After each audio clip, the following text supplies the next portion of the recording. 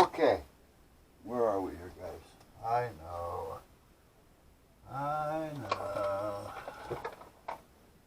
start the camera and then oh shit, I gotta do something.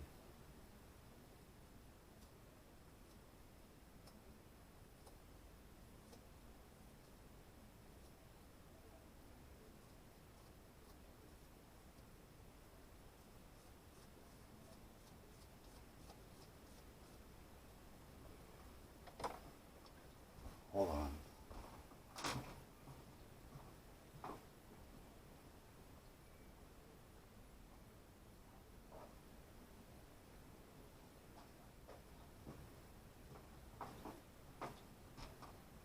Alright, here I am. Here I am. Signed, sealed, delivered. I'm yours. Okay. Where I left off was, and where was that, you ask? Alright. The servos seem to be a problem. We understand that. We've been there, done that, talked about it. I think I just about worn that out. So, the motor is actually going to be the best. It's easy, no doubt about it, if I can get it to work right. Now, what I mean by that is there's no modifications that really have to be done to the motor. I do have to, however, make some type of a little bracket or mount that will go on here, which I started with this one. And that'll snap down on here, because I kind of cut it out to fit. And then I tighten up that screw, and now this will turn with the motor. Now this motor is only going to turn 5 revolutions per minute. So every minute it'll turn 5 complete times. It'll do 5 360s. Now, because of the eyes being on this identical piece, hooked up to the eyes, if it goes in, the eyes open. When it comes down, the eyes close. That's what the servo did, open and close. Now, for those of you who may know servos, and if you don't, servos can be touchy at times. You gotta pay attention. They can be a pain in the ass. Especially if they're getting older, they're getting temperamental. The parts that are driving them on the outside, because you need, an inverter of sort, because the servos want 5, 6, maybe 7 volts to work properly. They're not going to take 12 volts or better, and so they're kind of voltage sensitive. The other thing is there's a little bit of a time delay thing that you need, a little timer, and one of these pieces that Ray put together shows it best. Sometimes if you have a, what's the word I'm looking for here? If you have some type of a schematic or something that you can go by, or you can put one together, but it takes a little time to tune them. Let me show you what I'm talking about.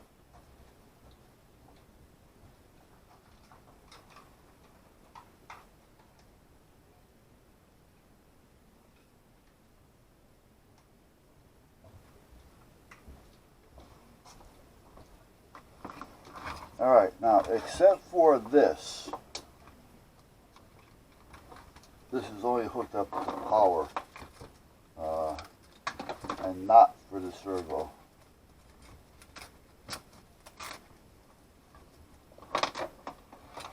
There we go. This is what Ray put together real quick. Don't mind the mess of the foam and all that kind of stuff. But we have a timing chip in here, which is a 555 IC, which is a commonly used timer. We have a relay in here, and we have this little adjustment here that you can see I put pink fingernail polish on it so nobody will turn it. And that's kind of like what you have. And this is just a quick piece that Ray had put together. from things that he had laying around. Now, when I say he had them laying around, he didn't just, have them there and, here they are. But, he did pay for them at one time or another. But he's like I am, we like to dabble. So you need certain things to dabble with. So the relays, like I've got them here as well. The variables, I have those here as well. I don't have any 555 chips. However, Ray put this together, and just this little, if I turn that just a hair, it could throw everything off. And then it needs the right voltage going to the servo. So this was the easiest way to do it, and the more accurate way. I originally put together a 5 volt inverter. It went from 12 to 5, all right, or 13 to 5, whatever it did. Within that 12 to 13, it would give you out 5. And it worked, but sometimes the servo, because you were tired, it would run a little slower because it wanted more, even though it's called for 5. So at that point, now what do? You gotta put another one together. So the best way was with this thing. This cost me $30. I use one here all the time, and it's adjustable from 3 to 12, and they're notched, so you can't accidentally knock it. Well, you could if you're really clumsy, but for most point, you can set it here and find the best voltage for it. And Ray and I were testing it, and it seemed to work really good at 7.5. And it was working good. The servo was working good. Everything was working good. For some reason, it stopped working. Don't ask me why. It could have been a number of reasons. I did notice on this particular gear here that we also had locked in with some nail polish, that the hole in the bottom of this thing in here is elongated, and the gear up here, or down here rather, is stripped. So that wasn't like that. So that's telling me that somewhere along the line, either somebody got the remote. Now hold on, I'll show you that.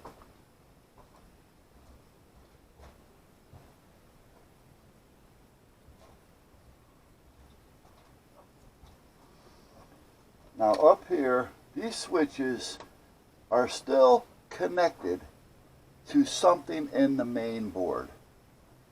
So each one is still somewhat connected in the main board.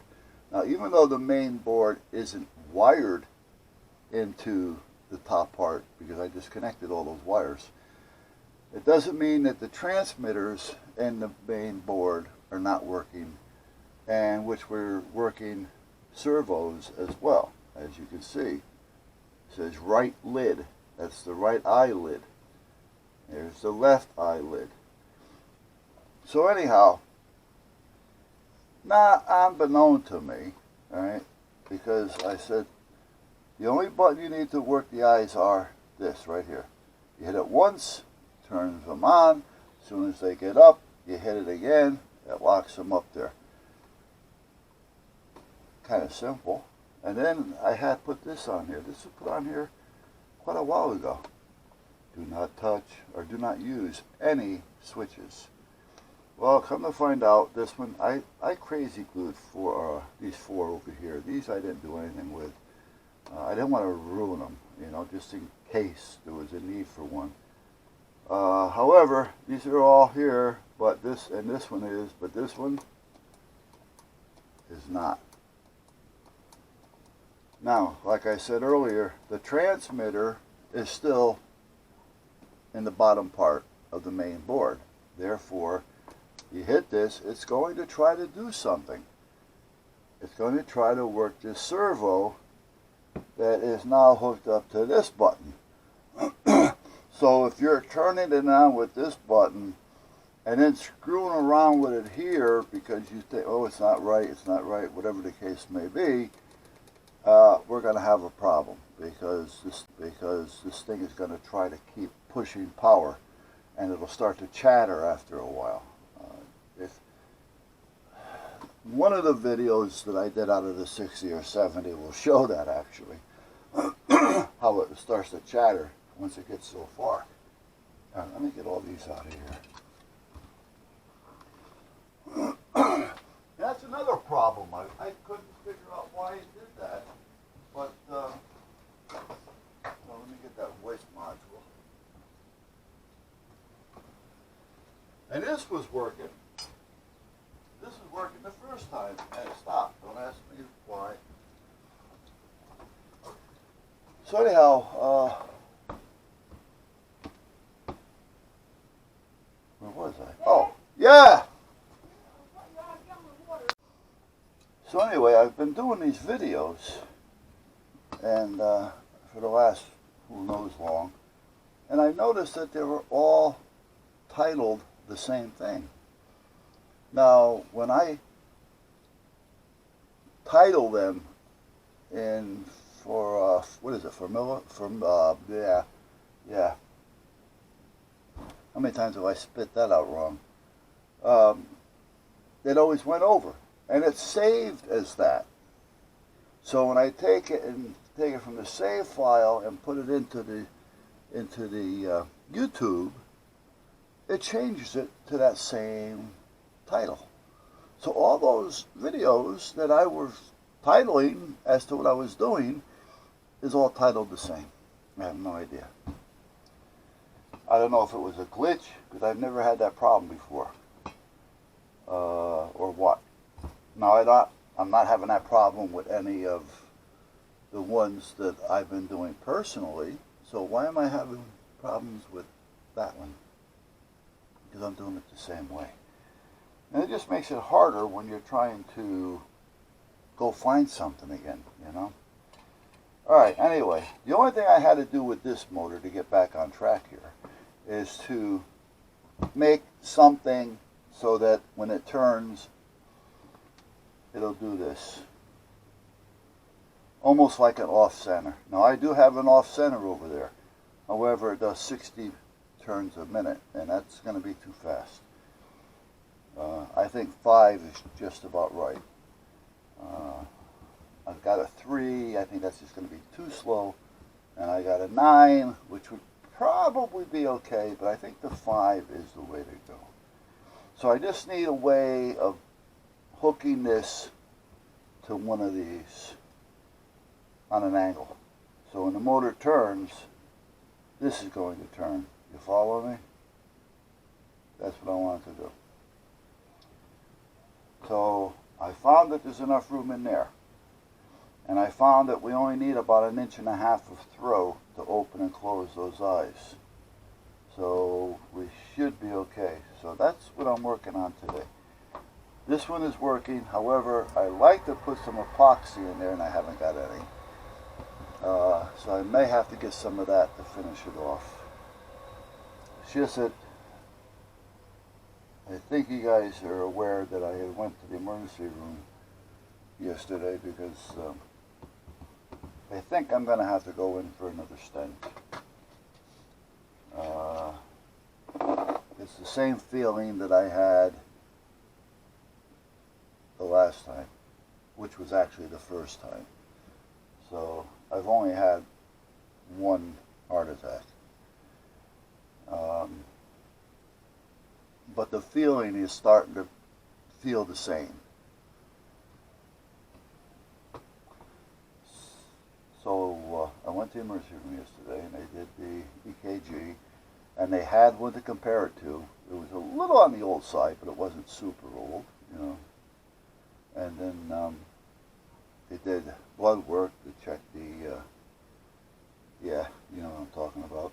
I said it yesterday 100 times. Shortness of your mind, confusion, that's part of it. But at this point, it's just one of those things where they check the blood, the enzyme, yeah, those things. And they kept me there for a while because, again, they wanted to check. And then they wanted to do a double check on the blood because they'd had nothing to compare it to. And if there was anything happening, they would have seen it between the hour, from the first time to the second time, if something was climbing or lowering, whatever it does. So they kept me there for that. So they determined that I'm not having a heart attack right now, that everything looked good, the blood looked good, the EKG looked good, the blood pressure, the air, with the little, everything looked good. However, they're saying that it sounds like you're kind of closing up on an artery. So they definitely want me to get a stress test this week. So that's what's going to go next. So